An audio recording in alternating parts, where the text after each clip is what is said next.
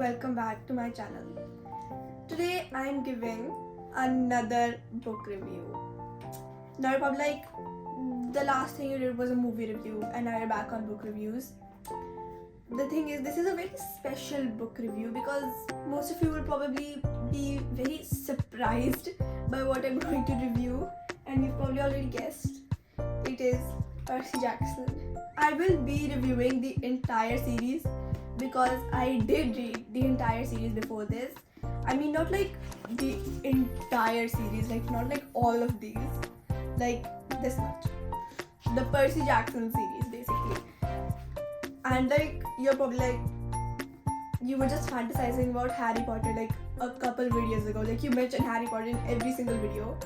And like, aren't Percy Jackson and Harry Potter like complete opposites? And I'm like, yeah, but you have to see both sides of the argument.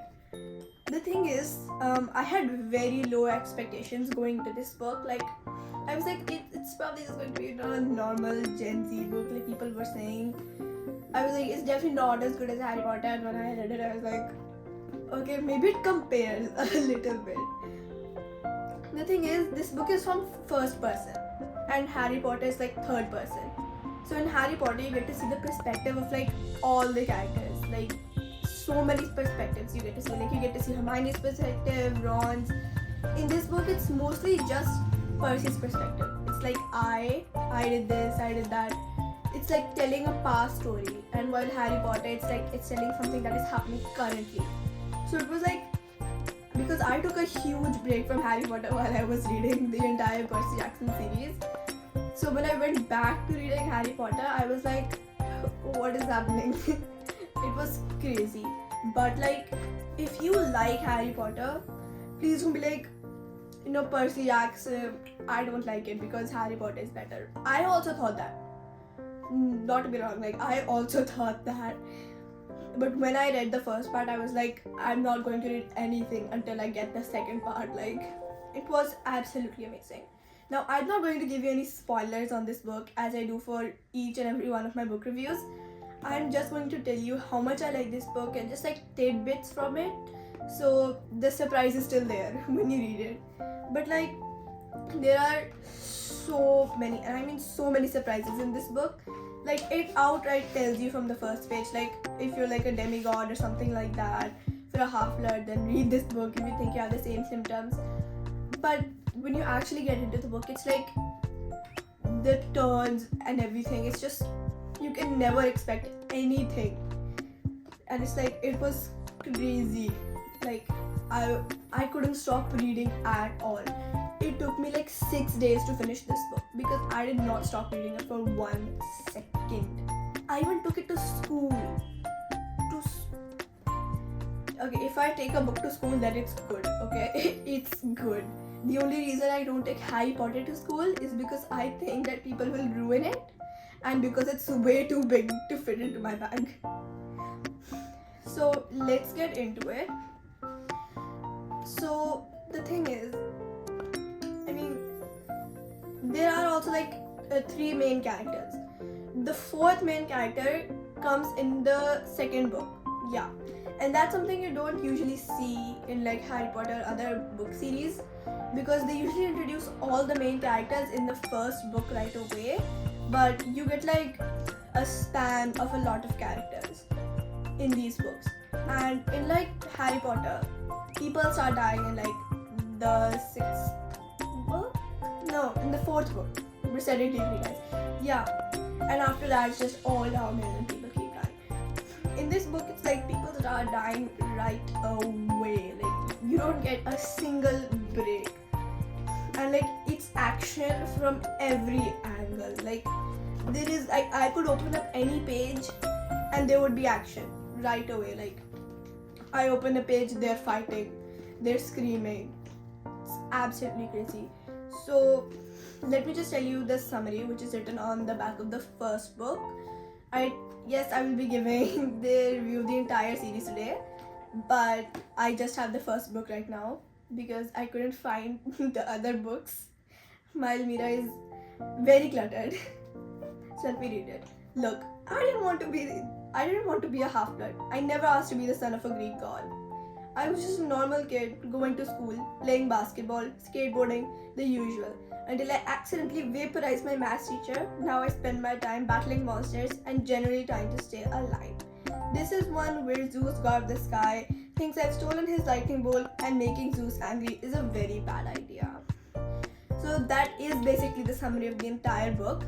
Now I will not tell you who Percy is the son of, the Greek god, because I already knew, and that was a bad thing. Because I get a lot of recommendations for like Percy Jackson book reviews or Percy Jackson videos on my YouTube all the time, and I never really thought I was going to read Percy Jackson in the first place. And I actually just bought it as a joke. When I did watch these videos, it was so spoilery. It already told me who the god was, so I already knew who it was going into this book. So that wasn't a surprise. But if you read it and you don't know previously anything about this book, then it will be a great surprise. I feel like it was like very well imagined on what his god would be, and it's like things just so well panned out. Like everything is there from the start. Like you can tell the things from the start. Like in Harry Potter, Sirius Black is already mentioned from the start.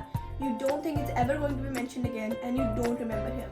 I mean, the same is basically in this. It's the same. I mean, there are so many uncanny differences. Uncanny. I mean, like there are basically no differences. There's a prophecy where he dies. Spoiler, I know I had to put it out there if I wanted to connect the differences between Harry Potter and Percy Jackson. He has green eyes. Harry Potter also has green eyes. His friend group consists of main friend group consists of 2 boys and 1 girl. The girl, also Annabeth, also looks like Hermione. And I mean, Grover, if you've read the Percy Jackson books, you know what I'm talking about. You get the reference. Or at least you will if you read it. He's trying to fight Kronos, or like the Titan gods. It's like completely Greek mythology based, which I feel like is amazing because I previously knew absolutely nothing about Greek mythology, and it actually inspired me to buy another book on Greek mythology, which I am currently reading, which tells me about Greek mythology, so I can actually understand Percy Jackson better. So after you read like the Percy Jackson series, you can read Heroes of Olympus and stuff like that, and I will be getting that book. So I feel like that my review would be 5 out of 5 stars. There is nothing to hate about this book at all, except that people I actually really like die, and I don't like that. But overall, it's a great book, very emotional scenes, and he just doesn't know how to communicate well. Like, it's the same with Harry. They can't communicate well. They just can't speak up to people on what they actually mean or want to do. And I really feel like this book could have been like this big if they actually just knew how to communicate. But well, that will be all for today. So let me just wait. The Percy Jackson series consists of 5 books, 2 extra books. I think Percy Jackson and the Greek gods, Percy Jackson and the Greek heroes. Those are the 2 extra ones that you can read after Percy Jackson and the Last Olympian, which is the last book in the Percy Jackson series. Like, most people stop at that point. Like, I have stopped at that point right now too, because I don't have any of the other books. I'm really looking forward to reading more of it. And Percy Jackson and Annabeth are just the best. It's amazing. And if you don't read it, you have never read anything in your life. Goodbye, and I'll see you next time. Stay Percy.